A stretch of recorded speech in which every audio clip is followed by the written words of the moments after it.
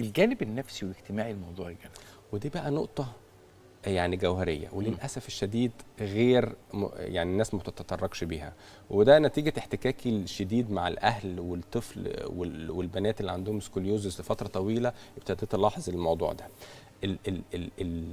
كون البنت في إعدادي عندها اعوجاج في ظهرها أو ولد صغير عنده حاجة باينة كده على شكله ومؤثرة على حركته، مؤثر تأثير سلبي نفسيا جامد جدا. ولدرجه بيغيروا طريقه اللبس بتاعتهم، بيتجنبوا يقعدوا في اماكن سوشيال مع بعض ما حدش يشوفها، مش عايزه تلبس مايو وتخرج، يعني في يعني نفسيا بيبقى مؤثره فيها. وده بيتغير تماما تماما اول ما المشكله تتحل، فجاه يبقوا يحسوا ان هم بقوا طبيعيين زي الناس. فيعني انا اعرف واحد كان عملت له عمليه من السويس، بعد ما ظهر الولد ابنه اتعدل سلم عليها كده قال لي احنا اخيرا هنروح نصيف.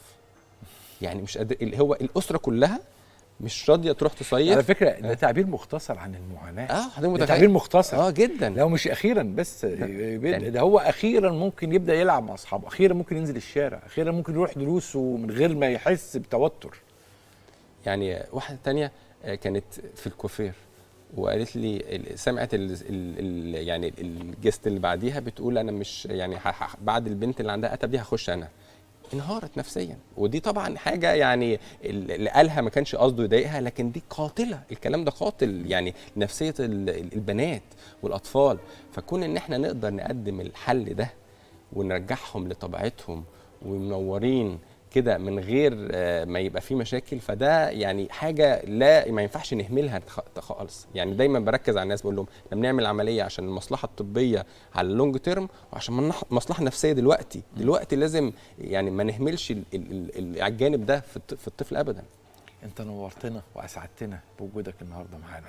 وجودك معنا شرف كبير لينا، وسعيد جدا بهذه الزياره الجميله وقبولك الدعوه، لكن الدعوه مستمره، واسمح لي انه يكون في جزء ثاني وربما ثالث للجنف نتحدث فيه بالتفصيل في أعماق هذا المرض المزعج جدا، مش للطفل بس، للأسرة كاملة، بل ربما للأسرة الكبيرة، يعني مش الأسرة الصغيرة، لا ده الأسرة الكبيرة كلها.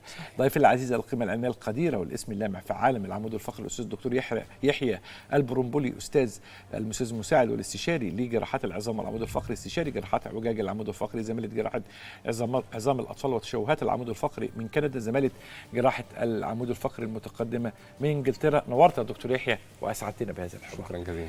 خليكوا دايما مع الناس الحلوة.